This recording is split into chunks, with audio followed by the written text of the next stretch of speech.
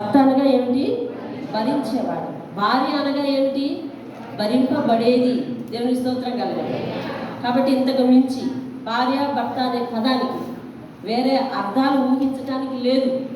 భరించేవాడు, భరింపబడేది. భరించేవాడు భరించలేనని చెప్పి బాధ్యతల నుంచి విముక్తి పొందితే అది పాపము. భరింపబడేది భరించే వాని యొక్క చేతులలో ఉండి తన ఇల్లు చక్కబెట్టుకునుట, తన ఇల్లు చక్కబెట్టుట భరింపబడే వానికి ప్రధాన కర్తవ్యం. కాబట్టి అట్టి బాధ్యత నుండి ఆమె గడప దాటినా అది పాపం. దేవుడు చెప్తా ఉన్నాడు. దేవుని స్తోత్రం కలదు.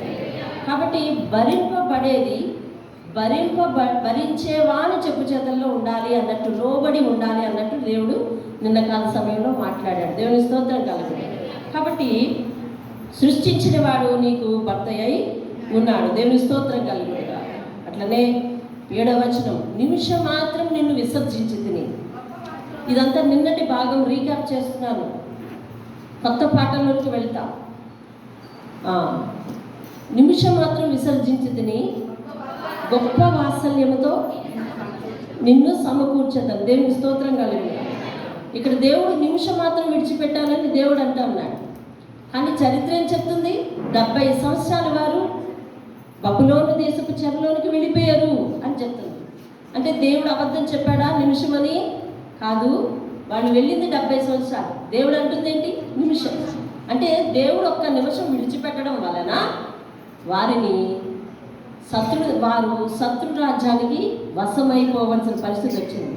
అంటే దేవుడు మన జీవితంలో ఒక్క నిమిషం విడిచిపెడితే దాని పర్యవసానం కొన్ని సంవత్సరాలు కావచ్చు, కొన్ని నెలలు కావచ్చు, కొన్ని వారాలు కావచ్చు, కొన్ని దినములు కావచ్చు. మనం ఎంతకాలమైనా దేవుని విడిచిపెడతాం, ఎంతసేపు అయినా దేవునికి దూరంగా ఉంటాం, ఎంతైనా దేవుని మాట పెడచెవిని పెడతాం.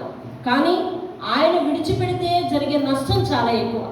కాబట్టి నిమిషం మాత్రం విసర్జించి తిని అని దేవుడు చెప్తా ఉన్నాడు. నిన్న కాల సమయంలో చాలా విషయాలు గుర్తు చేశాడు. ప్రాణం పోవటానికి ఎంత సమయం పడుతుంది, ప్రమాదం జరగటానికి ఎంత సమయం పడుతుంది, ఏదైనా అఘాయిత్యం కూడుకోవటానికి ఎంత సమయం పడుతుంది. కాబట్టి నిమిషం మాత్రం దేవుడు విడిచిపెడితే ఏం జరుగుతుందట? మన చుట్టూ దేవుడు వేసిన కంచె, మన చుట్టూ దేవుడు వేసిన గోడ కంచె వేశాడని మీకు ఎట్లా తెలుసు? 5వ అధ్యాయం యెషయా గ్రంథం 5వ అధ్యాయంలో ఉంటుంది. నేను నీ చుట్టూ వేసిన కంచెను, నేను నీ చుట్టూ వేసిన గోడను తీసివేస్తాను అని దేవుడు చెప్తా ఉన్నాడు. తీసివేస్తాను అన్నాడు అంటే వేశాడు అన్నమాట. ఇప్పటికే దేవుని స్తోత్రం కలుగుగా.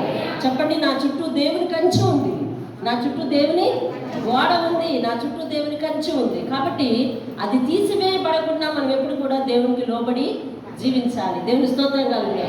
దేవుని నిమిషం మాత్రం మర్చిపోతే మన జీవితంలో చాలా అల్లకల్లం అయిపోతుంది.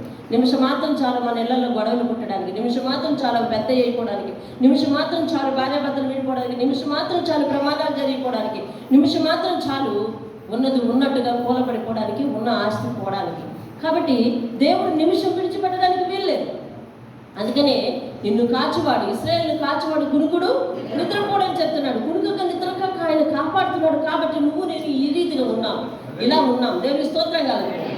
రైట్, ఇంకా చూడండి. ఇంకా 10వ వచనం, పర్వతములు తొలగిపోయినను మెట్టలు దద్దరిల్లినను నా కృప నిన్ను విడిచిపోదు, సమాధాన విషయమైన నా నిబంధన తొలగిపోదు. సమాధాన విషయమైన నా నిబంధన. ఏమిటా నిబంధన? నేను యేసు కార్చిన రక్తము ద్వారా ప్రతి వ్యక్తికి ఏముందన్నమాట? స్వస్థత ఉంది. దేవుని స్తోత్రం. యేసు తినిన దెబ్బల వలన మనందరికీ ఏముంది? స్వస్థత ఉంది. సమాధానార్థమైన శిక్ష భరించాడు ఆయన. 53వ అధ్యాయము 5వ వచనము 3వ లైను, మన సమాధానార్థమైన శిక్ష అతని మీద పడెను. దేవుని స్తోత్రం కలుగును. అక్కడికి వచ్చేసరికి శిక్షకు సమాధానార్థమైన శిక్షకు తేడా చెప్పాడు. శిక్ష అనగా తప్పు చేసినందుకు ఇచ్చేది.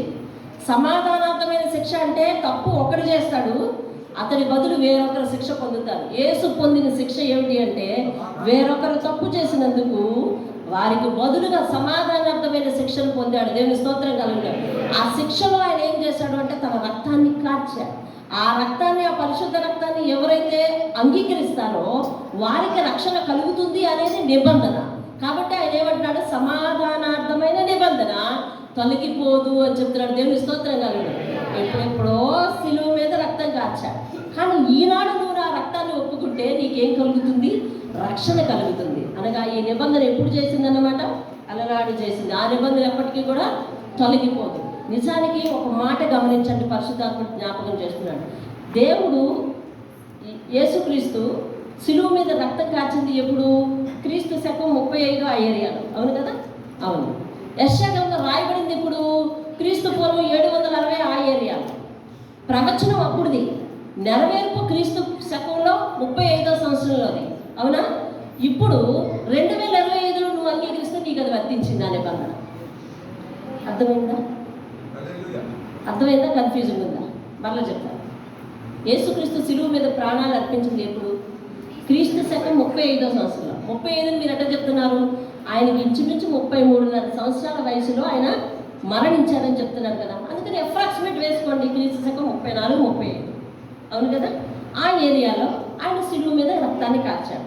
ఆయన కార్చిన రక్తము వల్ల మనకు పాప విముక్తి అంటున్నాం. అది ఒక నిబంధన. నేను కార్చిన రక్తాన్ని మీరు అంగీకరిస్తే మీకు పాప విమోచన కలుగుతుందని దేవుడు ఒక కొత్త నిబంధన చేసి పెట్టాడు కదా. ఇలా ఈయన సిలువనెక్కి రక్తం కారుస్తాడు అన్న ప్రవచనం ఎప్పుడుది? యెషయా గ్రంథం నాటి. యెషయా గ్రంథం ఎప్పుడు రాయబడింది? క్రీస్తు పూర్వం 765 సంవత్సరాల పూర్వం. 765 సంవత్సరాలు రాయబడింది. అంటే ప్రవచనం అప్పుడుది, నెరవేర్పు క్రీస్తు శకం 35లోది. ఇప్పుడు నువ్వు అంగీకరిస్తే నీ మీదకు వర్తిస్తుంది. అందుకని దేవుడు ఏమన్నాడంటే, సమాధాన విషయమైన నిబంధన తొలగిపోదు. దేవుని స్తోత్రం. హల్లెలూయా. కాలం మారిపోయినా ఆయన మాట మార్చే దేవుడు కాదు. మారిపోయేది నువ్వైతే నీకే ప్రమాదం, మారిపోయేది నువ్వైతే నీకు ప్రమాదం. కాలాల వారిన ఆయన మాట మార్చిన దేవుడు. దేవుని స్తోత్రం కాదు. రైట్, ముందుకు వెళ్ళిపోదాం. ఈవేళ ప్రస్తుత వర్తమానంలోనికి రావాలి. 13వ వచనం.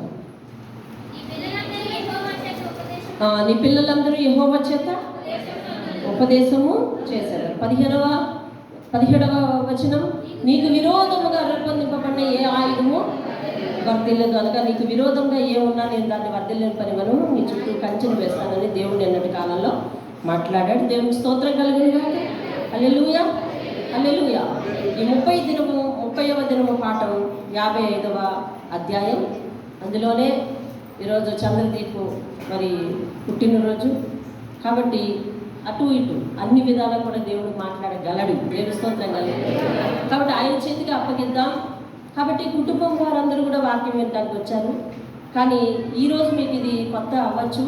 ఇక్కడ యెషయా గ్రంథ ధ్యానాలు 29 రోజుల నుంచి అవుతున్నాయి. కాబట్టి 30వ దినమున మేము ఇప్పటి వరకు చేసింది, నిన్నటి వరకు ఏం విన్నాం అనేది రీక్యాప్ చేయడం జరిగింది. ఈరోజు కొత్త పాఠాలను వెళ్తున్నాం. ఈ షెడ్యూల్ మార్చడానికి అవ్వదు. కాబట్టి కృతజ్ఞత కూడిక ప్రత్యేకంగా పెట్టడానికి అవ్వదు. కాబట్టి ఇది ఇందులోనే కలిపి మరి నిర్వహిస్తున్నాం కనుక అందరూ కూడా దేవుని వాక్యాన్ని విందాం. దేవుని స్తోత్రం కాదు. పరిశుద్ధాత్మను మాట్లాడితే అందరికీ అర్థమవుతుంది. దేవుడు ప్రార్థనలో మనల్ని నడిపించిన కాక. మహాగరుడమైన మా తండ్రి, ఈ దినము ప్రభువా వాక్యం వినుటకు మమ్మల్ని అందరినీ సిద్ధపరచండి. 55వ అధ్యాయానికి నడిపించాం. ఇంకా మా ముందు 10 దినములు ఉన్నాయి, 11 అధ్యాయాలు ఉన్నాయి. యెషయా గ్రంథం పూర్తవడానికి సెలవివ్వండి నాయన. అలాగే ఈ దినము కుమారుడు జన్మదినాన్ని జ్ఞాపకం చేసుకుంటూ నా విషయాలలో నా జీవితాలలో మీరు చేసిన అద్భుత ఆశ్చర్య క్రియలు ఎన్నో అవి మాకు తెలియచేసి మహిమ పొందమని యేసునామమున అడిగి వేడుకుంటున్నాను తండ్రి. ఆమె. దేవుని స్తోత్రం కలుగునుగా. ఈరోజు గబగబా ముగించాల్సి ఉంది. కొంచెం వాక్యాన్ని జాగ్రత్తగా శ్రద్ధగా వినండి. పిల్లలను తీయండి. 55వ అధ్యాయం. దప్పిక కొనిన వారలారా నీళ్ల యొద్దకు రండి, రోకలు లేని వారలారా మీరు వచ్చి కొని భోజనము చేయుడి. రండి, రోకలు లేకపోయినను ఏమియు ఇయ్యకే ద్రాక్షరసమును పాలను కొనుడి. దేవుని స్తోత్రం కలుగునుగా. ఆహారం కాని దాని కొరకు మీరేలా రోకలిచ్చెదరు? సంతృష్టి కలగచేయని దాని కొరకు మీ కష్టార్జితమును ఎందుకు వేయపరచెదరు? నా మాట జాగ్రత్తగా ఆలకించి మంచి పదార్థము భుజించుడి. మీ ప్రాణము సారమైన దాని యందు సుఖింపనీయుడి. దేవుని స్తోత్రం కలుగునుగా. హల్లెలూయా. దేవుని పిలుపు. ఈ పిలుపు దేనికోసం అంటే దేవుడు సంతృప్తినివ్వడానికి మనుషులను పిలుస్తున్నాడు. ఏమంటున్నాడు? నా మాట జాగ్రత్తగా ఆలకించి ఎలా చేయమంటున్నాడంటే మంచి పదార్థాలు భుజించండి అంటున్నాడు. దేవునికి స్తోత్రం కలుగుతుంది. మంచి పదార్థాలు అంటే మాట్లాడాలి. 1వ అధ్యాయం చదువుకున్నాం కదా, 1:18 మీరు సమ్మతించిన మాట విని యెడల భూమి యొక్క మంచి పదార్థములన్నీ మీరు భుజిస్తారు అని రాశాడు కదా. మంచి పదార్థములు అంటే ఏంటి? మీకు ఇష్టమైనవి మీకు మంచి పదార్థాలు, అవును కదా. నీకు అట్టుపండు, నాకు అట్టుపండు చాలా ఇష్టం, నీకు ఇష్టం లేదనుకో అప్పచ్చి అట్టుపండా అంటావు కదా. అంటే నాకు మంచి పదార్థం అయింది, నీకు చెడు పదార్థం ఎందుకైంది? నీకు ఇష్టం లేదని. అంటే దేవుడు మాట్లాడుతుంటే భూమి మీద ఆహార పదార్థాల కొరక కాదు, భూమి మీద ఆహార పదార్థాలు కాదు. అవి కొందరికి మంచివి అవుతాయి, కొందరికి ఇష్టం లేనివి అవుతాయి. కాబట్టి దేవుడు వాటి కోసం మాట్లాడలేదు. ఈ భూమి మీద వెల పెట్టినా కానీ కొననటువంటి పదార్థాలు ఉన్నాయి. అదేమిటో తెలుసా? ఏమిటది? మనశ్శాంతి. దేవుని స్తోత్రం కాదు. అది ఇంకొకటి ఏమిటి? ఆయుష్. ఇంకోటి ఏంటి? ఆరోగ్యం. ఇంకోటి ఏంటి? అభివృద్ధి. ఏమంటే ఇటువంటివన్నీ భూమి మీద ఖరీదు పెట్టినా కొననటువంటి ఆహార పదార్థాలు. దేవుని స్తోత్రం కాదు. అవి ఏంటి తెలుసా? మంచి ఆహార పదార్థాలు. ఇవి కావాలి అని అంటే ఖచ్చితంగా మానవులైన వారు ఎవరి మాట వినాలి అంట? సృష్టికర్త అయిన దేవుని మాట వినాలి. దేవుని స్తోత్రం కలగాలి. ఇవి ప్రాణానికి చాలా సారవంతమైనవంట. అక్కడ రాశాడు చూడండి, మీ ప్రాణము సారమైన దాని యందు. దేవుని స్తోత్రం కలగాలి. హల్లెలూయా. సారమైన దాని యందు సుఖింపనియండి. అర్థమవుతుందా? ఒక తాగుబోతు అంటాడు, అబ్బా నాకు తాగితే గాల్లో తేలిపోయినట్టుండి మనశ్శాంతిగా ఉంటుందంటే అందుకే నేను మానలేకపోతున్నాను అంటున్నాడు. ఇప్పుడు దేవుడిచ్చే మనశ్శాంతి అటువంటి మనశ్శాంతా కాదు. సారమైన మనశ్శాంతి ఏం చెప్తా ఉన్నాడు అంటే అందులో పవిత్రత కూడా ఉంది. దేవుని స్తోత్రం కలుగునుగా. హల్లెలూయా. సారవంతమైన మనశ్శాంతిని పొందుకోవాలి. సారవంతమైన క్షేమం, సారవంతమైన ఆయుష్. అనగా ఒకరికి ఆయుష్ ఉంది కానీ మంచం లేకపోతున్నాడు. మంచంలో ఉండి అనుకుంటాడు ఏమనంటే నా ప్రాణం పోతే బాగుంది, ఎన్నాళ్ళు ఈ మంచంలో, నా ప్రాణం పోతే బాగుంది, ఎన్నాళ్ళు ఈ మంచంలో అంటే ఉన్నాడు. కానీ ఆయనకు ఆయుష్ చాలా ఉంది. అది మంచిదేనా? కాదు. సారవంతమైన దాని యందు అంటే ఉన్నాడు. దేవుని స్తోత్రం కాదు. దేవుడు నీకు ఏది ఇచ్చినా సారవంతంగా ఉంటుంది. అలాంటి సారవంతమైన ఫలాలు, సారవంతమైన భోజనం నీకు కావాలి అని అంటే నీవు ఎవరి మాట వినాలి అంట? దేవుని మాట. అసలు దేవుని మాట వినడం అంటే ఏంటి? దేవుని మాట వినడం అంటే ఏంటి? మీరందరూ వింటున్నారు కదా నా వాక్యం, అవునా? ఇదేనా వినడం అంటే? కాదు, చెప్పాలి, రెస్పాండ్ అవ్వాలి. అని విని ఆచరించడం. దేవుని స్తోత్రం కాదు, విని ఆచరించడం. దేవుడు ఎవరిని వెతుకుతున్నాడో తెలుసా? వాక్యం విని దానిని గుర్తు పెట్టుకుని ఆచరించే వారి కోసం చూస్తా ఉన్నాడు. దేవుని స్తోత్రం కాదు. నీ బిడ్డలకు ఒక మాట చెప్పి వాడు ఆ మాట ప్రకారం చేయకపోతే నువ్వు గద్దించేటప్పుడు ఏమంటావు తెలుసా? నువ్వు నా మాట వినలేదు కదూ అంటాడు. వాడు విన్నాడు కదా, వాడు విన్నాడు. మరి నువ్వనేదేంటి? వినలేదు కదూ అంటావు. అంటే అర్థం ఏంటి? నా మాటను నీవు అనుసరించలేదు కదూ. దేవుడు ఎవరిని కావాలి అనుకుంటున్నాడంటే ఆయన మాటను అనుసరించే వారిని కావాలనుకుంటున్నాడు. దేవుని స్తోత్రం. ఎవరికి పరలోక ద్వారం తెరవబడింది అని అంటే ఆయన మాటను అనుసరించే వారికే తెరవబడింది. ఎవరికి తెరవబడింది? అనుసరించే వారికే పరలోకం తెరవబడింది. వాక్యం ఎక్కడైనా ఉందా? ఉంది. ఎక్కడ? 26వ అధ్యాయము 2వ వచనం. సత్యమును అనుసరించి నీతిని అనుసరించే వారులకు మాత్రమే ఆ ద్వారము తెరవనీయండి. దేవుని స్తోత్రం కలుగునుగా. 26:2 చదువు. సత్యమును ఆచరించుచు నీతి గల జనము. దేవుని స్తోత్రం కలుగునుగా. సత్యమును ఏం చేయాలంట? ఆచరించాలి. సత్యం అంటే ఏమిటి? నేనే మార్గమును, నేనే సత్యమును. సత్యం అనగా దేవుడు. దేవుని స్తోత్రం కలుగునుగా. హల్లెలూయా. సత్యుడైన దేవుణ్ణి, నిత్యుడైన దేవుణ్ణి, నీతిమంతుడైన దేవుణ్ణి, ఆయన మాటను, ఆయన ఆజ్ఞను మనం ఏం చేయాలి అని అంటే అనుసరించాలి. అనుసరిస్తేనే పరలోక ద్వారం తెరవబడుతుందని అక్కడ రాయబడింది. దేవుని స్తోత్రం కలుగునుగా. కాబట్టి ఆయన మాట వినిన వారికి ఆయన సారమైన ఫలములు ఇచ్చేవాడు. దేవుని స్తోత్రం కలుగుతుంది. ఎలాంటి ఫలములంట? సారమైన ఫలములు. ఇప్పుడు అంటూ ఉన్నాడు, దప్పిక కొనిన వారలారా, దాహంగా ఉన్న వారలారా రండి అంటున్నాడు. ఈ భూమి మీద ప్రతి ఒక్కరికి మనశ్శాంతి కావాలని, సుఖవంతమైన జీవితం కావాలని, ఏడుపు లేని జీవితం కావాలని, నిరాశ లేని జీవితం కావాలని, ఫలింపుతో కూడిన జీవితం కావాలని, ఫలభరితమైన పంట కావాలని చాలా ఆశగా ఉంది చాలా మందికి. కానీ మనశ్శాంతి కోసం వెంపర్లాడే కొద్దీ వాళ్ళ జీవితంలో మనశ్శాంతి లేదు. క్షేమం కొరకు వెంపర్లాడే కొద్దీ వాళ్ళ జీవితంలో క్షేమం లేదు. ఆరోగ్యం కొరకు వెంపర్లాడే కొద్దీ వాళ్ళ జీవితంలో ఆరోగ్యం లేదు. వారి దాహము తీరకట్లనే ఉండిపోతుంది. కాబట్టి దేవుడు పిలుస్తున్నాడు ఏమన్నా తెలుసా? దప్పిక కొనిన వారులారా, ఏ రకమైన దాహం నీకున్నా. కొంతమందికి ఉంది, ఎంతైనా నేను ఫలించలేకపోతున్నాను, ఎందులో అడుగు పెడితే అందులోనే నాశనం అయిపోతుంది అని ఉంది. వాళ్ళకి ఫలించాలనే దాహం ఉంది. ఎవరికి ఏ రకమైన దాహం ఉందో దేవుడు అందరినీ పిలుస్తున్నాడు. దేవుని స్తోత్రంగా. ఈ ఆహ్వానం అందరికీ, కానీ పిలుపు విని వచ్చేవారు కొందరే ఉంటారు. ఆయన దగ్గరికి పిలుపు విని వచ్చేవారు అందరూ ఉంటారండి? కొందరే ఉంటారు. మత్తయి సువార్తలో మనం ఒక చోట వాక్యం వింటాం కదా, ఒకడు విందు ఏర్పాటు చేశాడంట, అందరినీ భోజనానికి పిలిచాడంట. ఒకడు అన్నాడంటే ఏమన్నాడంటే తెలుసా? నాకు ఫంక్షన్ ఉంది, పెళ్ళి ఉంది, పెళ్ళికి వెళ్ళాలన్నాడంట. ఒకడన్నాడంట నాకు పెళ్ళి అయింది, నేను ఇంటి దగ్గర ఉండాలి అన్నాడంట. ఒకడన్నాడంట నేను వ్యవసాయం వేసుకున్నాను, పంట వేసుకున్నాను, నేను రాలేను అన్నాడంట. ఆయన కోపం వచ్చింది. అప్పుడు ఏం చేశాడు తెలుసా? వారిని వద్దు, వాళ్ళందరినీ రద్దు చేసేయి, వీధి చివర్లకు వెళ్ళి ఎవరైతే ఆకలి కొని ఉంటారో వాళ్ళని పిలువ అంటున్నాడు. దేవుని స్తోత్రంగా. అంటే పిలుపు అందరికీ, కానీ అది విని అంగీకరించి ఏ కొద్ది మంది అయితే వస్తారో వారు దేవుని ఏర్పాటులోకి వస్తారు. అటువంటి వారికి దేవుడు సారవంతమైన మంచి పదార్థములు ఇస్తాడు. దేవుని స్తోత్రం. హల్లెలూయా. అయితే వచ్చి దేవుని దగ్గర క్షేమాన్ని, ఆరోగ్యాన్ని, సంతోషాన్ని, ఆనందాన్ని, ఏమండి అభివృద్ధిని కొనుక్కోవడానికి ఎంత డబ్బులు ఖర్చు అవుతాయి? ఖర్చు లేకనే, అది వచ్చి వాక్యం చూడండి, రండి రూకలు లేకపోయినను, రూకలనగా డబ్బులు లేకపోయినను, ఏమండి ఏమీ ఇవ్వక్కర్లేదు,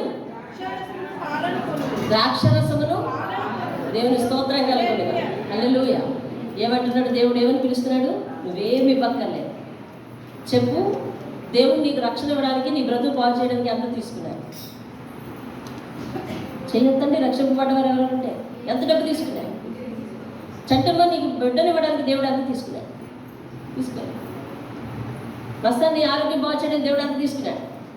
అన్నా నీ ఆరోగ్యం బాగు చేయడానికి దేవుడు ఎంత తీసుకున్నాడు? ఎంత పే చేసావు శ్రీనన్న? చెప్పాలి. ఇవ్వలేదు. రక్షణ ఉచితం దేవుని దగ్గర. హల్లెలూయా. ఆయన ఏం ఆశించి నీకు రక్షణ ఇస్తాడో తెలుసా? ఆయన కొరకు ఒక స్తుతి పాత్రగా జీవిస్తామని మాత్రమే. నీ దగ్గర నుంచి ఆయన ఆశించేది ఒక స్తుతి ధూపం అంటే. అది వేయనటువంటి చేతగాని స్థితిలో మనం ఉండకూడదు. నీ దగ్గర నుంచి ఆయన ఏమి ఆశించి నీ జీవితాన్ని పండిస్తాడు, ఏమి ఆశించి నీ జీవితాన్ని ఫలింపజేస్తాడు, ఏమి ఆశించి నీ జీవితాన్ని వెలిగిస్తాడు, ఏమి ఆశించి నీ జీవితంలో చీకట్లను తొలగిస్తాడు, ఏమి ఆశించి రక్షణ నీకు ఉచితంగా ఇస్తాడో తెలుసా? నీ జీవితం నుండి కాస్త స్తుతి ఆశించి. ప్రార్థన చేయటం ఖాళీ ఉండట్లేదండి. కొందరిళ్లలో మోకరించడానికి ఖాళీ లేదు, కొందరిళ్లలో చేతులు ఎత్తడానికి ఖాళీ లేదు, కొందరిళ్లలో గళం ఎత్తడానికి ఖాళీ లేదు, కొందరిళ్లలో కుటుంబ ప్రార్థన చేయడానికి ఖాళీ లేదు. అర్థమవుతుందా? కొందరిళ్లలో వేకునే లేవడానికి రెస్ట్ లేదు. కారణం ఏంటో తెలుసా? పని పని పని పని పని పని పని. ఇదంతా దేవుడు ఇచ్చిందే కదండి అని చివరిలో ఒక ట్యాగ్ లైన్ మనమే యాడ్ చేస్తున్నాం. దేవుడు నీకు ఇచ్చిన రక్షణ ఉచితం. దేవుని స్తోత్రంగా. అది దాన్ని నిమిషం మాత్రం దేవుడు విసర్జించిన తర్వాత పోగొట్టుకుంటే మళ్ళీ దాన్ని డబ్బులు ఖర్చు పెట్టినా కొనుక్కోలేను. కాబట్టి ఏమంటున్నాడంటే నిజమైన మనశ్శాంతి కావాలి అని అంటే, సారవంతమైన అభివృద్ధి కావాలి అని అంటే, మంచి ఫలింపు జీవితంలో కావాలి అని అంటే నా దగ్గరకు రండి. మీరు రోకలు లేకపోయినా వచ్చి ఉచితంగా తీసుకోండి అంటున్నాడు. చదవండి, చదవాలి. వచ్చి సంతృప్తిగా భోజనం చేయండి. వచ్చి ఏం చేయమన్నాడండి? చెప్పాలి. వచ్చి ఏం చేయమన్నాడు? వచ్చి మీకు కావలసినంత సరుకులు తీసుకెళ్ళండి అల్లే అన్నాడా? అల్లే. వాక్యంలో ప్రతి పదాన్ని నువ్వు పట్టుకుంటేనే దేవుని ప్రేమ నీకు అర్థమవుతుంది. వచ్చి ఏం చేసి వెళ్ళమన్నాడు? ఒక వ్యక్తిని ఏమిచ్చి సంతృప్తి పెట్టలేం, కానీ భోజనం పెట్టి సంతృప్తి పెట్టచ్చు. అవునా? అవునా? ఇప్పుడు దేవుడు నీకు ఇచ్చేది ఏంటంటే అతి చిన్న జీవితంలో అతి చిన్న సంతృప్తి ఇస్తాడంతే. దేవుని స్తోత్రాలు. ఆయన దగ్గరికి వచ్చి నీకు కావలసిన తలంతులు తీసుకెళ్ళు, కావలసిన ఆశీర్వాదాలు తీసుకెళ్ళు, కావలసిన బంగారు నాగలు తీసుకెళ్ళు అనలే. ఎందుకంటే వాటిల్లో నిజమైన మనశ్శాంతి లేదు. వాటి కొరకు ఆశించి దేవుని దగ్గరికి ఎవరు రాకూడదు. వచ్చినా కానీ అటువంటి ఫలింపు లేదు. దేవుడు ఇచ్చేది ఏంటంటే మొట్టమొదట హృదయం నింపుతాడు, తర్వాత కడుపు నింపుతాడు. అది నిజమైన విశ్రాంతిని ఇస్తాడు. దేవుని స్తోత్రాలు. అవునా? బీరువాల నిండా ఉన్నా కడుపు నిండకపోతే ఆకలే కదా, ఆకలేదా లేదా? అప్పుడు జీవితంలో ఏమొస్తుంది? నిరాశ వస్తుందా లేదా? అన్నీ ఉన్నా ఎందుకు తినడానికి కాస్త పిడికిడి భోజనం లేదు, తగ్గలేదు, టైంకి తినలేకపోతుందని బాధపడతాడా లేదా? అప్పుడు నిజమైన మనశ్శాంతి ఎట్ట అయింది? అది కూడా టేబుల్ మీద పంచపక్ష ప్రమాణాలు అన్నీ ఉన్నాయి, కానీ మనసులో నెమ్మది లేదు. ఏమండి? అటో గొడవ, ఇటో గొడవ, ఇటో గొడవ, భార్యతో గొడవ, పిల్లలతో గొడవ, వాడు మాట వినని గొడవ, వీడి మాట వినని గొడవ, ఆ కుమార్తె మాట వినని గొడవ, ఆమె జీవితం బాగోలేదని గొడవ, ఆమె జీవితం పగిలిపోయిందని గొడవ, ఈమె జీవితం విడిచిపెట్టాలని గొడవ. ఇవన్నీ మనసులో ఉంటే మనశ్శాంతిగా తినగలడా? చూసారా? మనశ్శాంతి అనేది చాలా కాస్ట్లీ ఇస్తుంది. అది ఎవరు ఇవ్వాలి? నాణ్యంగా సారమైనదిగా ఇవ్వాలి అంటే దేవుడే ఇవ్వాలి. తెలుస్తుంది. నేను అంటున్నాను, ఇప్పుడు నాకు మనశ్శాంతి నిండా మనశ్శాంతి ఉందని అనుకోవచ్చు. ఏమండి? నాకు ఇప్పుడు మనస్సు నిండా మనశ్శాంతి ఉంది అనుకోవచ్చు. రేపొద్దు నీ బిడ్డలు ఎదగాలి. ఎలా ఎదగాలి? క్షేమంగా ఎదగాలి. ఎదిగిన తర్వాత ఏమవ్వాలి? ఫలించాలి. ఫలించిన తర్వాత ఏమవ్వాలి? వారి జీవితాలు బాగుండాలి. బాగున్న తర్వాత ఏమవ్వాలి? వారి సంసారాలు నిండాలి, వారి మనసులు నిండాలి. అంతవరకు కూడా ఎక్కడ లోపం వచ్చినా మన జీవితాల్లో ఏమొస్తుందండి? నిరాశ. ఆ తర్వాత ఏమవుతుందో తెలుసా? మనసుకు కన్నం పడినంత నొప్పి వస్తుంది. అర్థమైందా? మనసుకు కన్నం పడినంత నొప్పి వస్తుంది. హృదయానికి రంధ్రం పెడితే డాక్టర్లు ఆపరేషన్ చేస్తున్నారు, కానీ మనసు ఎక్కడుంది? దానికి కన్నం పెడితే దాన్ని పోడ్చవలసిన వారు ఎవరు? దేవుడు. దేవుని స్తోత్రం కాదు. అర్థమవుతుందా? కొన్ని బాధలు ఎట్లా ఉంటాయి తెలుసా? మనసుకు కన్నం పడినట్టుంటుంది. వాటిని పోడ్చగలిగిన వాడు ఎవరు లేరు. ప్రభు యొక్క సన్నిధికి వచ్చి పాదాల మీద పడి కన్నీరు కాచి, ప్రభువా ఈ నొప్పి ఏమిటో, ఈ మనశ్శాంతి లేకపోవడం ఏమిటో, ఈ దుఃఖం ఏమిటో, ఎందుకు నేను దుఃఖిస్తున్నాను, ఎందుకు నా జీవితం ఇలా అయిందో, ఎందుకు నా బిడ్డల జీవితం ఇలాగైందో, నేను ఆశించింది ఒకటి జరిగింది ఒకటి అని ఏడుస్తుంటారు. చూసారా? వారికి తెలుస్తుంది ఆ కన్నం పడిన నొప్పి ఏంటో. వారికి మనశ్శాంతి లేదు. దేవుడే విడుదల ఇవ్వాలి. దేవుని స్తోత్రం కలుగునుగా. మన జీవితాలు అట్లా కాకుండా ఉండాలి అంటే మనం సర్వశక్తుని దేవునికి మాట వినాలంతే. ఆయన ఏది పెట్టుబడి పెట్టద్దంటాడు. వచ్చి ఏమీ ఇవ్వద్దు, వచ్చి ఫోన్ చేసి వెళ్ళండి అంతే. దేవుని స్తోత్రాలుగా ఆయన వాక్యం విని వెళ్ళమంటున్నాడు. దేవుని స్తోత్రం కలుగునుగా. హల్లెలూయా. సంఘాలకు వచ్చేవాళ్ళు చాలా మంది, కానీ వాక్యం విని వెళ్ళేవాళ్ళు తక్కువ. అందుకనే వచ్చి భోజనం చేసి వెళ్ళండి అంటే అన్నాడు దేవుడు. అంటే వచ్చి చెప్పండి, వచ్చి వాక్యం విని వచ్చి ఏం చేయాలమ్మా? ఇంకా భోజనం చేయడం ఉన్నారా మీరు? వచ్చి ఏం చేయాలమ్మా? వాక్యం విని వెళ్ళాలి. దేవుని స్తోత్రం కలుగునుగాక. వాక్యం ఏమి చేస్తుంది? వాక్యము జీవితంలో లోటులు పూడుస్తుంది. వాక్యము దేవుని దగ్గర సవ్యమైన రీతిలో నడిపిస్తుంది. వాక్యము దేవుని ఆశీర్వాదపు హస్తానికి చేరువుగా తీసుకెళ్తుంది. వాక్యము మన బ్రతుకుల్లో పండింపజేస్తుంది. దేవుని స్తోత్రం. హల్లెలూయా, హల్లెలూయా. ఆయన వాక్యానికి ఎంత శక్తి ఉందో మొన్న ఆదివారం మాట్లాడాడు, విన్నావు కదా? ఏమిస్తుందంటే వాక్యము? సంతోషాన్ని ఇస్తుందట. ఏమిస్తుందంటే వాక్యము? దుఃఖాన్ని మారుతుందట. ఏమిస్తుందంటే వాక్యము? వ్యసనాన్ని మారుతుందట. ఏమిస్తుందంటే వాక్యము? కపటపు నడతను దూరం చేస్తుందట. 119వ కీర్తనంతా వాక్యము మన జీవితంలో చేసే ఇంచుమించు 33 లక్షణాలతోటి దేవుని వాక్యం గొప్పతనం రాశాడు. దేవుని స్తోత్రం కలుగుతుంది. అది మన యూట్యూబ్లో ఉంది కదా. వచ్చి వాక్యాన్ని కడుపాలో తినేయాలని అంటున్నాడు. దేవుని స్తోత్రం కలుగుతుంది. ఎందుకు ప్రత్యేకంగా స్పెసిఫిక్గా అలా చెప్తున్నాడు తెలుసా? దేవుని మందిరానికి వచ్చేవాళ్ళు చాలా మంది, కానీ వాక్యం వినేవాళ్ళతో. అందుకనే నీ దృష్టి జాగ్రత్తగా పెట్టుకో. అందుకే నీ ఆలోచన జాగ్రత్తగా పెట్టుకో. ముగ్గురు వెళ్ళండి, ముగ్గురు నలుగురు వెళ్ళండి చాలు. అందుకే నీ దృష్టి చాలా జాగ్రత్తగా పెట్టుకో. ఏమి? నీ హృదయం చాలా జాగ్రత్తగా పెట్టుకో. వాక్యం వైపు చెవులు రిక్కించి ఆలకించు. ఇది ఎలా ఆలకించబట్టాడు చూడండి. కిందకి రండి, 3వ వచనం. అది చూసారా? ఏం తినడానికి పిలిచాడండి? భోజనం తినడానికి పిలిచాడు. భోజనం అనగా ఏమి? వాక్యం. దేవుని స్తోత్రం కలుగునుగా. ఆ దేవుని సన్నిధికి వచ్చి దేవుని వాక్యాన్ని వింటే ఏం దొరుకుతుందంట మనకి? నా మాట జాగ్రత్తగా ఆలకించబట్టు వాక్యమే కదా. ఇప్పుడు చెప్పండి, దేని గురించి దేవుడు పిలిచాడు మనల్ని? వాక్యం గురించి పిలిచాడు. ఏమంటున్నాడు చివరిలో? 1వ వచనం చివరిలో ఏమంటున్నాడు? నా మాట చెప్పండి, నా మాట జాగ్రత్తగా ఆలకించి మంచి పదార్థం భుజించాడు. దేవుని స్తోత్రంగా. హల్లెలూయా. అంటే ఇప్పుడు దేవుడు ఎవరిని పిలిచాడండి? మనశ్శాంతి లేని వారిని పిలిచాడు. దప్పిక కొనేని వాళ్ళని. ఏ విషయంలో నీకు మనశ్శాంతి లేదు? ఒకరికి ఒక విషయంలో మనశ్శాంతి లేదు, ఒకరికి ఒక విషయంలో మనశ్శాంతి లేదు. కష్టాలు వేరైనా కానీ మొత్తానికి ఇద్దరికి మనశ్శాంతి లేదు. కాబట్టి మనశ్శాంతి లేని వారి కోసం దేవుడు పిలుస్తున్నాడు. పిలిచి అంటే అన్నాడు, నా వాక్యము రోకలు లేకపోయినా భుజించి వెళ్ళండి, నా మాట జాగ్రత్తగా ఆలకిస్తే ఏమంట? మంచి పదార్థములు భుజిస్తారు. ఆ 3వ వచనం ఎలా ఏమని పిలుస్తున్నాడు చూడండి. ఎలా వినాలంట దేవుని వాక్యం? చెవి యొగ్గి వినడం అంటే ఎలా అండి? చెప్పండి, చెవి యొగ్గి వినడం అంటే ఎలా? ఎలాగే చెవి యొగ్గి వినడం అంటే ఎలాగా?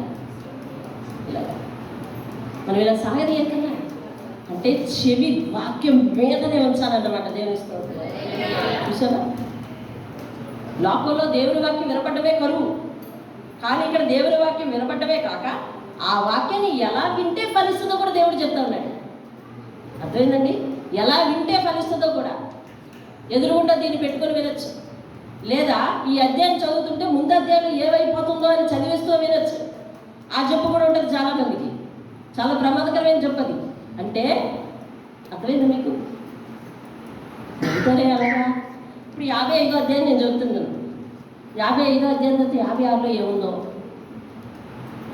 ముందే చదివేయడం. అంటే వీళ్ళు ఇంటి దగ్గర చదవరు, ఇక్కడ చదువుతారు, చదివేస్తున్నారు. అంటే ఈ వాక్యం వినవు, ఆ వాక్యం అర్థం కాదు. చూసావా? అంటే రెండింటికి చెడిపోతున్నాం అనమాట ఇక్కడికి వచ్చి. అది చాలా ప్రమాదకరమైన సంగతి. అర్థమైందా? చెవి యొగ్గి వినమంటున్నాడు. అందుకే వాక్యాన్ని ఏం చేయాలంట? వాక్యం చెప్పేటప్పుడు కళ్ళతో చూడండి, ఇలా చెవి యొగ్గి వినండి. దేవుని స్తోత్రం కలగా. ఎందుకు చూడండి అల్లే? వాక్యం ఎందుకు చూడండి అల్లే? చదువులోనాడు ఎలా చూస్తాడు? వినాల్సిందే. వినుట వల్ల విశ్వాసం కలుగుతుందని దేవుడు రాయించాడు. అందుకే దేవుని స్తోత్రం కలగా. ఎందువల్ల విశ్వాసం కలుగుతుందండి? వింటేనే. వింటేనే. ఐథియోపియుడు వాక్యం చదువుతున్నాడు రథం మీద. అర్థమవుతుందా అని అడిగాడు ఫిలిప్పు. ఏమంటున్నాడు? ఒకడు దాని అర్థం చెప్పకపోతే, లేఖనం అర్థం చెప్పకపోతే నాకు ఎట్లా అర్థమవుతుంది? అంటే సేవకుడు చేసే పని ఏంటన్నమాట? దేవుని లేఖనాలు నీ హృదయానికి అందే తీరులోనికి తీసుకురావడం. ఆ పని ఇక్కడ జరుగుతూ ఉన్నప్పుడు వినాల్సింది ఎవరు? వినాల్సింది ఎవరు? ఇండివిజువల్లీ చెప్పండి. నేను. దేవుని స్తోత్రం కాదు. మరి అప్పుడు నువ్వే వినకపోతే అసలు నీకెందుకు ఆహారం సరిగ్గా తినకపోతే వంట పడుతుందా? చూడండి, పెద్దలు అన్నారు అన్నం తింటున్నప్పుడు అటు ఇటు మాట్లాడుకుని దిక్కులు చూద్దామే, చక్కగా దాని మీద దృష్టి పెట్టి వంట పడుతుంది అన్నారా లేదా? అన్నారా లేదా? ఏం తల్లులు చెప్తారా మీ పిల్లలకి? అలాగా సరిగ్గా దాని మీద దృష్టి పెట్టి తిను, వంట పడుతుంది అన్నారు కదా.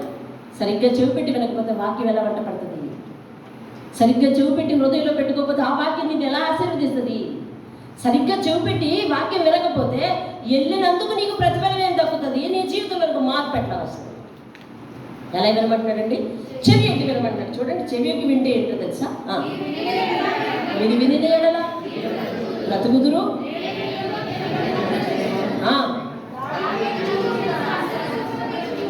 ఆహా, వాక్యం శ్రద్ధగా వినినందుకట మనం బ్రతుకుతామంట. రెండోది, మనతో ఒక ప్రమాణం చేస్తాడంటే దేవుడు. ఇంకా దావీదుకు చూపించిన కృప నీకు చూపిస్తానంటున్నాడు. దేవుని స్తోత్రం. హల్లెలూయా. దావీదుకి ఎట్లాంటి కృప చూపించాడు? శాశ్వతమైన కృప. అంటే ఎప్పటి వరకు? సంతానం సంతానం సంతానం సంతానం సంతానం. హిజ్కియా ఎన్నో మనవడు చెప్పాలి? 14వ మనవడు.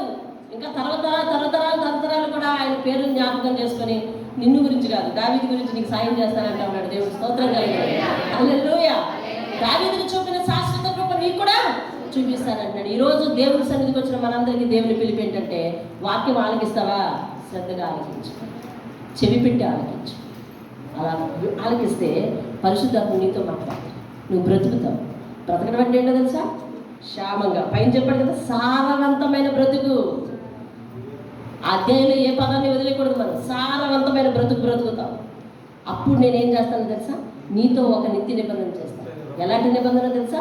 అదిగో దావీదుకు చేశాను కదా, అటువంటి నిబంధన చేస్తా. హల్లెలూయా చెప్పు దేవుడికి. హల్లెలూయా. దేవుని వాక్యం శ్రద్ధగా వినడం నేర్చుకోవాలి. పక్క వాళ్ళతో మాట్లాడతా, పక్క పరిచయాలతో మాట్లాడతా, ఎప్పుడు వచ్చావు ఎప్పుడు పోయావని మాట్లాడతా, లేకపోతే ఈ చొక్కా ఎప్పుడు కొన్నావు, ఈ సెల్ ఫోన్ ఎప్పుడు కొన్నావని మాట్లాడతా, రేపు వస్తావా ప్రార్థనకి నేను రానా, లేకపోతే నువ్వు మానేస్తే నేను మానేస్తాను అనుకుని మాట్లాడతా. ఇట్లాంటి ఎన్నో సంభాషణలు వింటా. నువ్వు వాక్యం విన్నావనుకో, ఆ వాక్యం నీకు నిరుపయోగం. ఇప్పుడు వచ్చిన గంట నీకు నిరుపయోగం. అర్థమైందా? చెవికి ఆలోచించండి. వాక్యానికి మర్యాద ఇవ్వండి అంతే. మనుషులకు మర్యాద ఇవ్వద్దు. ఇక్కడ కాపురం ఉండొచ్చు, రేపు వేరొకరు రావచ్చు, కానీ వాక్యం ఎప్పుడు వినినా నువ్వు నీ జీవితంలో కదా వచ్చి ఆశీర్వదించాలి అని అంటే చెవికి ఆలకించాలంట. అప్పుడు మనం బ్రతికితామంట. దేవుడు మనతో ఒక ప్రమాణం చేస్తాడంట. ఎలాంటి ప్రమాణం అంటే అది దావీదుకు చేసిన ప్రమాణం. దేవుని స్తోత్రం కలుగుతుంది. ఈనాడు దావీదు చేసిన ప్రమాణం నాకు కావాలన్న వాళ్ళందరూ దేవుడు చేసి చూపిద్దామా? అయితే మనందరూ శ్రద్ధగా దేవుని వాక్యాన్ని వినాలి. దేవుని స్తోత్రం కలుగుగా. ఎప్పుడు ఈ రోజైనా జీవితాంతం దేవుని స్తోత్రం కలుగు. రైట్. మళ్ళీ ఏమంటాడు తెలుసా? 4వ వచనం, ఇదిగో దావీదుకు చూపిన శాశ్వత కృప నీకు చూపించి నిన్ను జనములకు సాక్షిగా ఉంచుతానంట అన్నాడు. దేవునికి స్తోత్రం. అందరి ఎదురుకుండా జయం పొంది ఏం చేస్తామన్నమాట? సాక్షిగా ఉంటావు. దేవుని స్తోత్రం కాదు. హల్లెలూయా, హల్లెలూయా. వీరికి సాక్ష్యం ఇవ్వడానికి టైం ఉంటుందో వారు దేవుని మందిరానికి వచ్చారు. పిల్లలు లేరమ్మా మా కోసం ప్రార్థన చేయండి అన్నమాట. వారికి గుర్తుందో లేదో నేను చెప్పింది ఒకటే, అమ్మ పిల్లలు లేరని చింతించకండి. భక్తి జీవితంలో మీరిద్దరూ ఏకీభవించి ప్రార్థించండి. మీరు భక్తి జీవితంలో సరి అయితే దేవుడు మంచి బహుమానం ఇస్తాడన్న. అంతేనా? ఎక్కడున్నాడు చంటి కూడా? భక్తి జీవితంలో సరి అయితే దేవుడు కొంతమంది పిల్లలు ఎందుకు లేకుండా చేస్తాడు తెలుసా? ఎందుకు లేకుండా చేస్తాడు తెలుసా? అప్పుడు పిల్లలు పుడితే ఇంకా వాళ్ళ తలకాయ నొప్పి అనమాట. అదే భక్తి జీవితంలో నిన్ను సరిచేసి ఒక బహుమానం ఇచ్చాడు అనుకోండి, దానివల్ల నీకు ఏ ఇబ్బంది ఉండదు. దేవునిస్తాను. అందుకని నేనన్నా, ఎందువలన నీకు పిల్లలు లేట్ అయ్యారో నాకు తెలియదు. అర్థమైందా? నేను వ్యక్తిగతంగా డాక్టర్ దగ్గరికి వెళ్ళారా, వాళ్ళు ఏమేమి చెప్పారు, ఇవేమి నేను కనుక్కున్నానమ్మా లేదు. నీకు పిల్లలు ఎందుకు ఇవ్వలేదో అని బాధపడద్దు. కానీ నేను చెప్పే ఒక సలహా మాత్రం మీరిద్దరూ మోకరించి భక్తి జీవితంలో ఏకీభవించి ఆయన మాట విని ఆయన సన్నిధికి రెగ్యులర్గా వచ్చి ఆయన ఎందుకు ప్రార్థన జీవితంలో ఎదగండి. దేవుడు మీకు బిడ్డనిస్తాడన్నారు. హల్లెలూయా. అంతే. అయితే ఇప్పుడు మాట నెరవేర్చిన వాడు ఎవరు? ఏం చూసి నెరవేర్చాడు? నేను వారి ప్రవర్తనని చూసి అంటాడు కదా. దేవుని స్తోత్రం. నిన్ను ఫలించాలంటే ఆయన చూసేది ఏంటో తెలుసా? పౌడర్ రాసుకున్న ముఖం కాదు. ఏం చూద్దాడమ్మా? ప్రవర్తనని చూసి. దేవుని స్తోత్రం కలుగును. హల్లెలూయా. దేవుడు అంటా ఉన్నాడు, వచ్చి చెవియొగ్గి వింటే నేను నీతో ఒక ప్రమాణం చేస్తా. ఎలాంటి ప్రమాణమో తెలుసా? దావీదుతో చేసిన ప్రమాణం చేస్తా. జనులందరికీ నేను సాక్షిగా నిలబడతా అన్నాడు. దేవుని స్తోత్రం. మరి నిలబడ్డారా? సాక్షిగా నిలబడ్డారు. దేవుని స్తోత్రం. మరి నిలబడ్డారా? సాక్షిగా నిలబడ్డారు. దేవుని స్తోత్రం కలుగుతా. ఆయన మాటలు నమ్మితే నెరవేరకుంటాయా? లేదు. ఇది 700 రాయని 400 పూర్వం రాయని ఎప్పుడు రాయని ఆ మాట నువ్వు నమ్మితే నీ జీవితంలో క్రియ చేసి తీరుతుంది అంతే. దేవుని స్తోత్రం. దేనిని నమ్మితే చెప్పాలి. దేనిని నమ్మితే? వాక్యాన్ని నమ్మితే మన జీవితంలో ఏం చేస్తుందండి? క్రియ చేస్తుంది. అనగా క్రియ అనగా ఏంటి? ఫలింపిస్తుంది. దేవుని స్తోత్రం కనుక ఆ వాక్యాన్ని నమ్మితే ఆ వాక్యం మన జీవితంలో ఏం చేస్తుంది? ఆశీర్వదిస్తుంది. ఆ వాక్యాన్ని నమ్మితే ఆ వాక్యం మన జీవితంలో ఏమిస్తుంది? చెప్పాలి. మనశ్శాంతిని ఇస్తుంది. దేవుని స్తోత్రం కలుగునుగా. మనశ్శాంతినిచ్చేది, ఆశీర్వదించేది, దీవించేది ఎవరు చేయగలరు? దేవుడు చేయగలరు. అంటే ఆ పని వాక్యం చేస్తుందంటే వాక్యమే దేవుడు అన్నమాట. వాక్యమే. నీకు అర్థమైందా? వాక్యం విను. వాక్యం శ్రద్ధగా వింటే నువ్వు ఆశీర్వదింపబడతావు. మంచి భోజనం భుజిస్తావు. మంచి పంట వస్తుంది. నీకు మంచిగా ఫలిస్తావు. వాక్యం వింటే వాక్యం నిన్ను ఫలింపజేస్తుంది అని దేవుడు చెప్తా ఉన్నాడు. వాక్యానికి ఉన్న శక్తి దేవునికి ఉంది. దేవునికి ఉన్న శక్తి వాక్యానికి ఉంది. వాక్యం మనకి ఎవరంటే దేవుడే. దేవుడు వాక్యము ఒకరే. దేవుని స్తోత్రం. హల్లెలూయా, హల్లెలూయా. అంటే నువ్వు వాక్యాన్ని లక్ష్య పెడుతున్నావు అంటే ఎవరు లక్ష్య పెట్టినట్టు? వాక్యానికి తలంచుతున్నావు అంటే ఎవరికి తలంచుతున్నట్టు? వాక్యానికి లోపడుతున్నావు అంటే ఎవరికి లోపడుతున్నట్టు?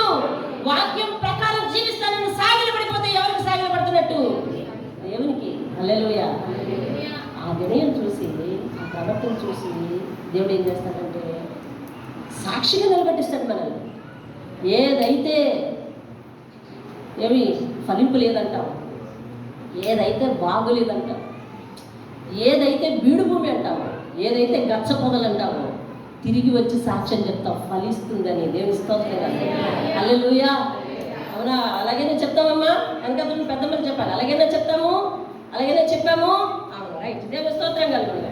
వాక్యాన్ని విందాం. ఇంకా చూడండి 6వ వచనం. కొంచెం వాక్యాలు దాటుకొని వెళ్తాం, సమయం అయిపోతుంది. యెహోవా మీకు దొరకు కాలమందున ఆయనను వెతకండి, ఆయన సమీపంలో ఉండగా ఆయన వేడుకొనండి.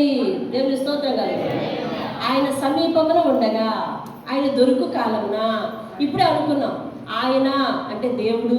దేవుడు అనగా ఎవరు? వాక్యము. దేవుడు అనగా ఎవరు? వాక్యం. ఇప్పుడు ఏం చెప్పండి? వాక్యము అని పెట్టి చదవండి. అక్కడ యెహోవా మీకు దొరుకు కాలము అని ఉంది కదా, యెహోవా దగ్గర వాక్యం అని పెట్టి చెప్పండి. వాక్యము మీకు దొరుకు కాలమున ఆయనంటే వాక్యాన్ని వెతికి రండి. ఇంకా ఆయన తీసేయాలి. ఏం పెట్టాలి? పెట్టి చదువు. వాక్యము సమీపంగా ఉండగా. మరేమి ఇంటి దగ్గర ఉంటారు?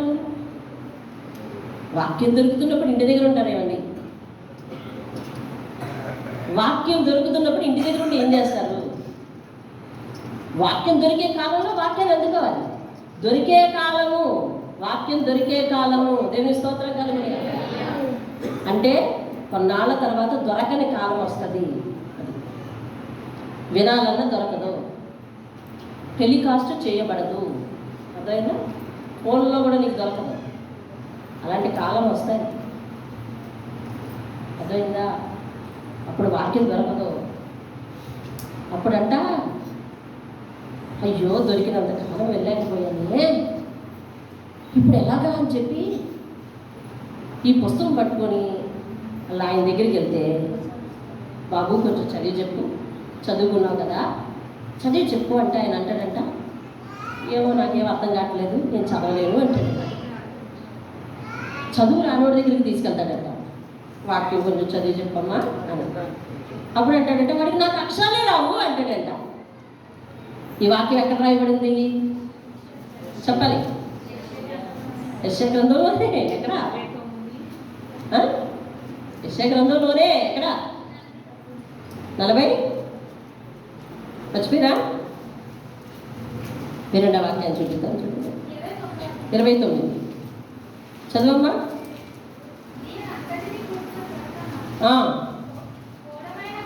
29:11 దీనినంతటినీ కూర్చిన ప్రకటన గూఢమైన గ్రంథవాక్యం వలె ఉన్నది. ఒకడు నీవు దయచేసి దీన్ని చదువు అని చెప్పి అక్షరములు తెలిసిన వానికి దాన్ని అప్పగిస్తే అతడు అది నా వల్ల కాదు, అది గూఢార్థంగా ఉన్నదని చెప్పను. మరియు నీవు దయచేసి దీన్ని చదువు అని చెప్పి అక్షరములు తెలియని వానికి దానికి అప్పగిస్తే అతడు నాకు అక్షరములే తెలియవు అంటాడట. కాబట్టి వాక్యం దొరికే కాలంలోనే వాక్యం వినాలి. దేవుని స్తోత్రం కలుగును గాక.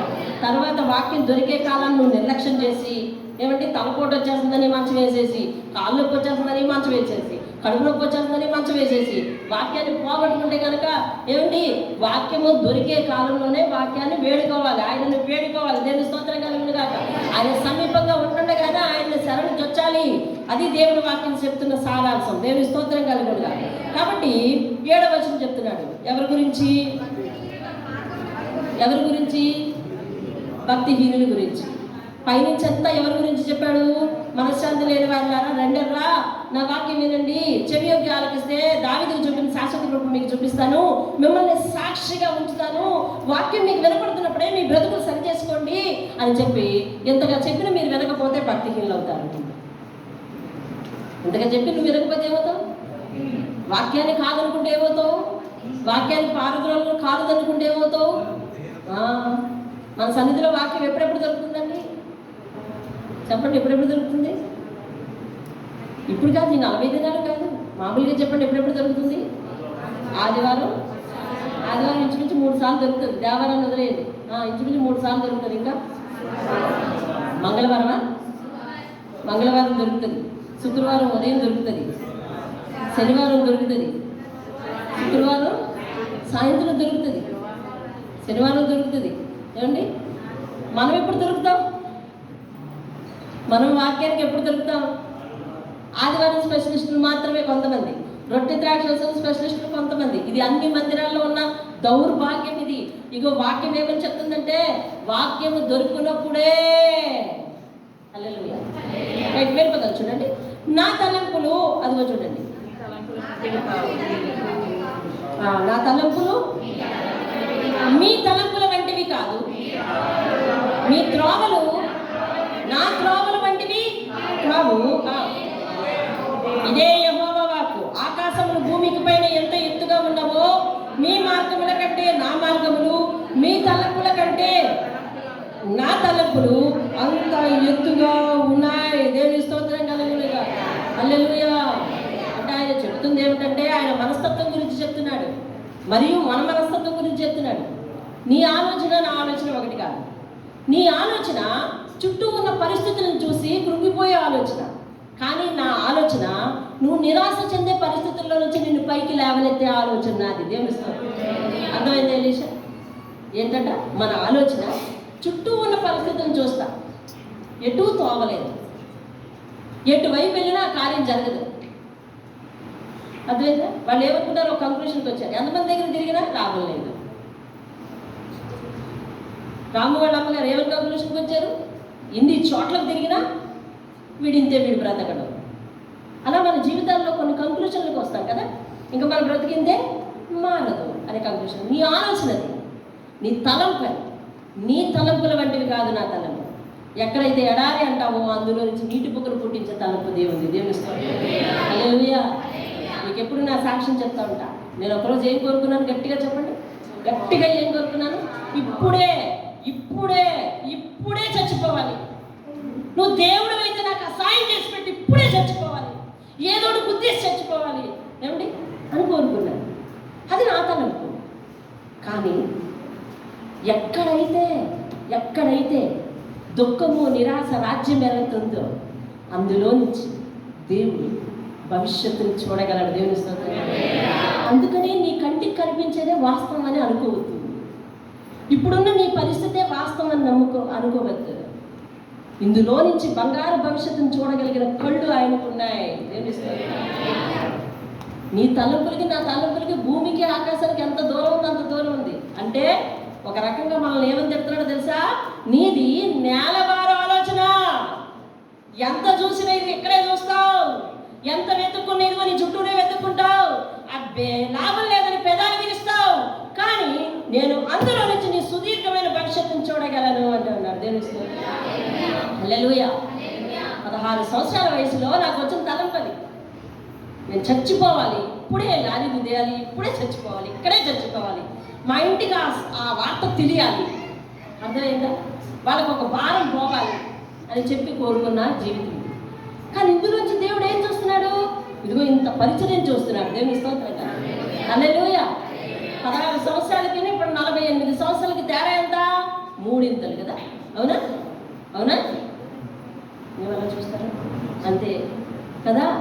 అంటే 32 సంవత్సరాల తర్వాత జరగబోయేదని ఆయన అక్కడ చూస్తున్నాడు అనమాట. 16 సంవత్సరాలప్పుడు నీకుందా దివ్య దృష్టి? నీకుందా జ్ఞానం? మనకుందా తెలివి? లేదు. కాబట్టి ఈరోజు నీ చుట్టూ ఉన్న పరిస్థితులు అవే వాస్తవం కాదు. నీలో నుంచి దేవుడు బంగారు భవిష్యత్తును చూడగలడు. ఎప్పుడో తెలుసా? నువ్వు ఆయన పాదాల దగ్గర ఉన్నప్పుడే. హల్లెలూయా. తెలిసి వింటున్నావా? ఇంతే జీవితం. శబీర వింటున్నావా? ఇంతే పరిస్థితి, ఇదే పరిస్థితి, ఇంకెంత తిరిగినా ఇంతే, ఎంత గానుగాడినా ఇంతేనండి అని నువ్వు అనుకుంటున్నావు. కానీ ఇందులో నుంచి దేవుడు రాబోయే రోజుల్లో ఏం జరగబోతుందో చూడగలడు. భవిష్యత్తును చూడగలిగిన కన్నులు ఆయనకు ఉన్నాయి. వర్తమానాన్ని చూసే కన్నులు నీవి. రేపేం జరుగుతుందో ఊహించలేనటువంటి నువ్వు దేవుడు నా జీవితంలో కార్యం చేయలేడని ఎలా చెప్తావు?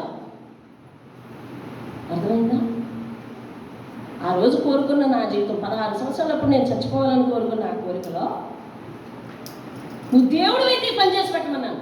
అందుకని ఆయన దేవుడిని నిరూపించుకోవాలని ఏదవుతాడా?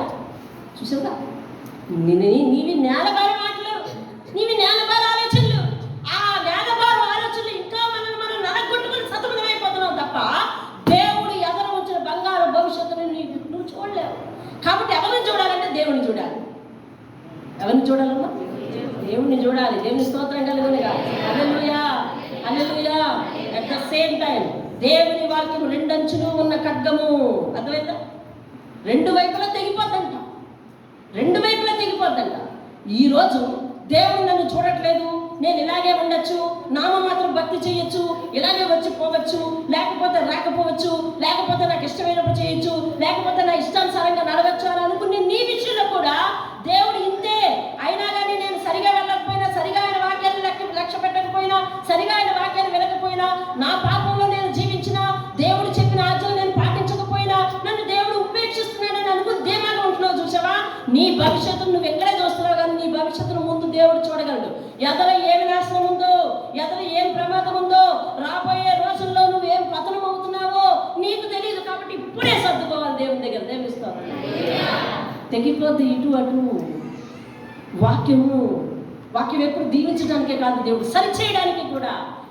దేవుని వాక్యం ఏమని చెప్తుందంటే ముందు మనిషిని సరిచేస్తుందంట, అప్పుడే దీవిస్తుందంట, ఆ తర్వాత దీవిస్తుంది. మనం ఏమంటున్నామంటే లేదు అలాగే కాదు, ముందు దీవించు, తర్వాత ఒప్పుకుంటున్నాం. అర్థమైందండి? బడిలో పిల్లల్ని వేసేటప్పుడు నువ్వు చాక్లెట్ ఇస్తేనే బడికి పంపిస్తాను, బడికి వెళ్తా అంటాడు. అందుకని ఏం చేస్తావు? నువ్వు చదువు చాక్లెట్ ఇస్తానంటే వెళ్తాడా? చెప్పరేమన్నా? మీ పిల్లలు బడిలో వేయలేదా? అది ఏమి తెలియటుంటారే. అంతేనా? అంటే నీకు ఇంకా తెలియదు, వేస్తావు కదా బడిలో, అప్పుడు చెప్తే కదా. చాక్లెట్ ఇస్తేనే నేను బడిలోకి వెళ్తానంటాడు. ఏమంటావు మణి? లేదు నువ్వు వెళ్ళి చదివే సబ్జెక్టే అప్పుడు చాక్లెట్ ఇస్తాను అంటావా? అనవు. ముందుగా చాక్లెట్ ఇవ్వాలి అక్కడ. అదే పెద్ద అయిన తర్వాత ఓ 3వ తరగతికి ఎప్పుడు వచ్చాడు అనుకో, నువ్వు ఐస్ క్రీమ్ కొనబెడితేనే స్కూల్కి వెళ్తానన్నాడు అనుకో, పడేలు వేస్తావు. అదే రూల్. చూసావా ఎలా మారిపోయిందో? దేవుడు కూడా అంతేనండి, దేవుడు కూడా అంతే. ప్రారంభంలో దేవుని యొక్క ప్రేమ తెలుసుకోవటానికి నువ్వు దేవుడు అయితే చెయ్యాలన్నాం కదా, చేస్తాడు. కానీ ఆ తర్వాత వచ్చి ఆయన మాట వినను, ఎన్నాళ్ళైనా అలాగే ఉంటాను, నువ్వు ప్రతిసారి దేవుడు అని నిరూపించుకోవాలంటే నేను అడిగి చేయాల్సిందే అంటావా? నెత్తి మీద మొట్టికే తప్పదు, నెత్తి మీద మొట్టికే తప్పదు. ఒకనాడు స్కూల్లో ఎక్కాల అబ్జెక్ట్ పెట్టుకుంటాను అన్నారు. అంతే, మధ్యాహ్నం ఇంటికి వచ్చాను, ఇంకా స్కూల్కి వెళ్ళాలని మొరాయించాను. అక్కడ దాకా తీసుకెళ్ళినప్పుడు గేటు దగ్గర తీసుకెళ్తాను. చెప్పు ఏం కొంటే వెళ్తావు అని అడిగారు. ఐస్ క్రీమ్ కొంటే వెళ్తాను అన్నాను. సరే ఐస్ క్రీమ్ లేదు, ఐసోడు ఉన్నాడు. ఆ చిక్కును ఐస్ కొని పెట్టాను మా నాన్న, తినేశాను. ఇంతకీ ప్రాబ్లం ఏంటి? ఐస్ కాదు, ఏంటిది? కాబట్టి నాకు అవే గుర్తొస్తున్నాయి. ఐస్ అంతా అయిపోయింది, వెళ్ళన్నాను. వెనక పడేయాలి వీటి మీద ఇల్లమ్మని బతిమాలుతున్నారు కదా, ఈ చెయ్య వెనక్కి వెళ్ళి ఒక్కడదంతే, గేట్ లోపలికి వెళ్ళిపోయినంతే. నా జీవితంలో ఒక్కసారి నాన్న వీటి మీద కొట్టింది అదొకటే. ఈ ఎల్లమ్మా అని వీపు చదువుతున్న చెయ్యను చూసావా? కొంచెం డిస్టెన్స్ పెంచి టప్పని పెడితే గేట్ లోపలికి వెళ్ళిపోయినంతే, గేట్ వేసేసి వెళ్ళిపోయాడు అంతే. అదొక్కటే నా జీవితంలో నాన్న కొట్టింది. అర్థమైందా? ఎప్పుడూ అదే మారవా? నువ్వు దేవుడు అయితే చెయ్యు, నాకు ఈ పని చేసి పెట్టు, ఇప్పుడప్పుడే మారు, నాకు ఎప్పుడు మారాలి నాకు తెలుసు, నువ్వు మాత్రం ఇదే చెయ్యు అంటా ఉంటే ఎంతకాలం అని ఊరుకుంటుందండి? నీకున్న న్యాయం దేవుడికి లేదా? నువ్వు పెట్టిన రూల్ దేవుడు పెట్టుకోడా? ఆయనకి నీ కుమారుడు నీకెంతో, తండ్రికి నువ్వు కూడా అంతే కదా. నిన్ను సరిచేయడం ఆయన ప్రధాన లక్షణం, కానీ నీకు బహుమానాలు ఇవ్వడం ప్రధాన లక్ష్యం కాదు. నిన్ను సరిచేయకపోతే నువ్వు పరలోకానికి అర్హుడు కాదు. బహుమతులు తీసుకున్నంత మాత్రాన్ని ఇక్కడే ఉండిపోతావేమో. ఆయన గమ్యం ఏమిటంటే అక్కడికి చేర్చడానికి. కాబట్టి నిన్ను ఫలింప చేయాలి, అట్ ద సేమ్ టైం ముందుగా నిన్ను సరిదిద్దాలి. దేవుని స్తోత్రం. అందుకే నువ్వు ఆత్మీయంగా బలపడితేనే ఫలిస్తావు, ఆత్మీయంగా సరిదిద్దుకుంటేనే నువ్వు ఫలిస్తావు, ఆత్మీయంగా స్థిరపడితేనే ఫలిస్తావు. లేకపోతే ఆయన మంచి ద్రాక్షలు కాస్తాయి అని ఎదురు చూసినప్పుడు నీ ప్రవర్తన నుంచి కారు ద్రాక్షలు కాస్తాయి అనుకో, ఆయన ఏం చేస్తానన్నాడు? చుట్టూ ఉన్న కంచెను తీసేస్తారని 5వ అధ్యాయంలో చెప్తున్నాడు. దేవుని స్తోత్రం కాదు. కాబట్టి మీ తలంపు నా తలంపు ఒకటి కాదు. దేవుడు పర్వాలేదు నన్ను చూస్తూ ఊరుకున్నాడని నువ్వు తలుస్తున్నావు, అది కరెక్ట్ కాదు. అలాగే కొంతమంది అనుకుంటారంట, నా జీవితం ఇంతే, దేవుడు నన్ను చూడట్లేదు అనుకుంటున్నారంట. కాబట్టి అది కరెక్ట్ కాదు. నీ తలంపులకు నా తలంపులకు చాలా వ్యత్యాసం ఉంది. ఎంత వ్యత్యాసం ఉందంటండి? భూమికి ఆకాశం ఎంత ఎత్తున ఉందో అంత వ్యత్యాసం ఉంది. దేవుని స్తోత్రం కలగదు. హల్లెలూయా. అందుకంటే 10వ వచనం ఆఖరిగా వాక్యం గురించిన గొప్ప వర్షము హిమము ఆకాశం నుండి వచ్చి అక్కడికి ఎలాగూ తిరిగి వెళ్ళిపోకుండా భూమిని తడిసి విత్తే రైతుకు విత్తనమును భుజించడానికి ఆహారం కలుగుటగా అది చిగిర్చి వర్ధిల్లును అన్నట్లు చేయను, అలాగే నా నోట నుండి వచ్చు వచనమును ఉండును. దేవుని స్తోత్రం కలుగును. హల్లెలూయా. దేవుని మాట నుండి వచ్చే వచనం అంట తిరిగి దేవుని దగ్గరికి వెళ్ళిపోకుండా, అర్థమైందా? ఆకాశం నుండి వర్షం కురిస్తే అది భూమిని తడిపి విత్తనాలు మొక్కలు ఎట్లా ఇస్తుందో అలాగే నా నోట నుండి వచ్చే వాక్యము, దేవుడు అంటున్నాడు, నా నోట నుండి వచ్చే వాక్యము తిరిగి నా దగ్గరికి రాదు, ఎవరో ఒక హృదయంలో విత్తనంగా మారి ఫలిస్తుంది. హల్లెలూయా. కాబట్టి విన్నవారి ప్రతి ఒక్కరి జీవితంలో అది మొలకెత్తి ఫలించడానికి సిద్ధంగా ఉంది. ఆయన వాగ్దానాలు అందుకోవడానికి సిద్ధంగా ఉండాలి. మనము దావీదుకు చూపిన శాశ్వతమైన కృప మనకు చూపిస్తానంటున్నాడు దేవుడు. దేవుని స్తోత్రం కాదు. తదుపరి వాక్యాన్ని రేపటికి వాయిదా వేద్దాం. కుత్యులన్నమాట. దేవుని స్తోత్రం కలుగును. హల్లెలూయా. 3వ వచనం, చెవి యొగ్గి నా మాట ఆలకిస్తే విని ఎడల మీరు బ్రతుకుదురు, నేను మీతో నిబంధన చేసేదను. దావీదుకు చూపిన శాశ్వత కృప మీకు చూపిస్తాను. అది ఈరోజు ముత్యం లాంటి మాట. కాబట్టి తరువాత కార్యక్రమం ఉంది, రేపటి కోసం దీన్ని వాయిదా వేద్దాం. మరి చిన్న ప్రార్థన చేసిన తర్వాత మహాగరుడమైన మా తండ్రి, మోకరించండి వీలున్నవారు. నీ వాక్యమును ఆలస్యం చేయక వాక్యమును జాగ్రత్తగా విని చెవిని పెడితే మా జీవితాన్ని ఫలింపచేస్తామని చెప్పవుతాను. అవును నాయనా, నేడు మా హృదయ పరిస్థితులను బట్టి మాట్లాడాను. చెవి యొగ్గి ఆలకించాలి. అప్పుడు నీతో ఒక నిబంధన చేస్తాను. దావీదుకు చూపించిన శాశ్వత కృప చూపిస్తాను. వాక్యం అనగా నేను దొరికి కాలంలోనే నన్ను వెతకండి, సమీపమున ఉంటుండగానే నన్ను అందుకోండి, చేరుకోండి. ఏమైనా ఆలోచిస్తున్నావు? నా బ్రతికి ఇంతే అని ఆలోచిస్తున్నావా? నా పరిస్థితి ఇంతే అని ఆలోచిస్తున్నావా? లేదా నన్ను దేవుడు చూడట్లేదు అని ఆలోచిస్తున్నావా? నీ తలంపులు నా తలంపులు వేరు. ఆకాశం నుండి వర్షం వచ్చి ఫలించకుండా, విత్తనాలు ఇవ్వకుండా, మొక్కలు ఫలించకుండా ఎలాగో ఆకాశానికి తిరిగి వెళ్ళిపోదో, నా నోట నుండి వచ్చే వాక్యము కూడా ఖచ్చితంగా నాటపడి ఖచ్చితంగా ఫలిస్తుందని చెప్పిన మాటలను బట్టయ్యా నీకు కృతజ్ఞతలు చెల్లిస్తున్నా. ఎంతమంది హృదయాలలో దాన్ని వ్యక్తి, ఎంతమంది హృదయాలు ఫలింపచేస్తున్నావు, ఎంతమందిని వాక్యం మీద ఆసక్తిని పెంచుతున్నావు, నీ దావీదుకు చూపిన శాశ్వత కృప ఎంతమంది పొందుకోవాలని ఈరోజు అర్హులై ఉన్నారో బాబు, అట్టి వారినందరినీ కూడా దీవించయ్యా. నిజంగా నీ తలపులు నా తలపులు మా తలపులు ఒకటి కాదయ్యా, మావన్నీ నేలవారు ఆలోచన. నిజమే, గొర్రెల దగ్గర ఉన్న దావీదు నాయన, అతని జీవితం అంతే అనుకున్నాడు, కానీ ఆకాశానికి ఎత్తి సింహాసనం మీద కూర్చోబెట్టవయ్యా. అబ్రహాము, నేను ఇంకా నా జీవితం గొడ్రాళ్ళలాగే మిగిలిపోవాలి మేము వారి అనుకున్నారు, కానీ విశ్వాసులకు అందరికీ తండ్రిని చేసి పరలోకంలో కూర్చోబెట్టావయ్యా. నీ తలంపులు మా తలంపులు ఒకటి కాదయ్యా. ఇక్కడ కూర్చున్న మా అందరిలో మా జీవితం ఎప్పుడో ముగిసిపోవాలని ఒకరు, ఇక మా జీవితాల్లో బాగురాదని ఒకరు, మార్పు లేదని ఒకరు, ఫలించమని ఒకరు, అయ్యా ఎన్నో నిరాశతో కూడిన ఆయన తండ్రి అభిప్రాయాలు పెట్టుకుని ఉన్న మాతో మీరు మాట్లాడుతుంది సత్యమైన నాయన. కానీ అటువంటి మా జీవితాల్లో మీరు ఎంతో ఉన్నతమైన కార్యాలు చేశారు, మహత్తైన కార్యాలు చేశారు. అటు కార్యాలను బట్టి వందనాలు చెల్లిస్తుంది. ఈ దినము చంటి ప్రసాద్ వారి జీవితాలలో వారు పెట్టుకున్న పులి స్టాపులను చెరిపి వారి జీవితాలను ఫలింపచేసి కొనసాగింపచేసి వారికి 12 బిడ్డనిచ్చినందుకు కూడా వందనాలు చెల్లిస్తుంది.